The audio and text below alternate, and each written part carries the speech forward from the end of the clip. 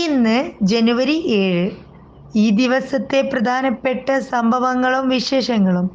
1931 ജനുവരി 7 10 വയസ്സുകാരിയായ കൗമുദി എന്ന കണ്ണൂർ സ്വദേശി പെൺകുട്ടി ഹരിജനോദ്ധാരണ ഫണ്ട് സ്വീകരിക്കാൻ വടകരയിലെത്തിയ മഹാത്മജിക്ക് തൻ്റെ സ്വർണ്ണാഭരണങ്ങൾ ഊരി നൽകി ചരിത്രത്തിൻ്റെ ഭാഗമായി. ഗാന്ധിജി ഈ സംഭവം തൻ്റെ ഹരിജൻ വാരികയിൽ കൗമുദി കാ ത്യാഗ് എന്ന പേരിൽ പ്രസിദ്ധീകരിക്കുകയുണ്ടായി. ജൂലിയൻ കലണ്ടർ പ്രകാരം റഷ്യൻ, ഉക്രൈൻ തുടങ്ങിയ രാജ്യങ്ങൾ ജനുവരി 7 ക്രിസ്തുമസ് ആഘോഷിക്കുന്നു. 1927 ജനുവരി 7 ലണ്ടനിൽ നിന്നും ന്യൂയോർക്കിലേക്ക് ആദ്യ ടെലിഫോൺ സർവീസ് ഉണ്ടായി.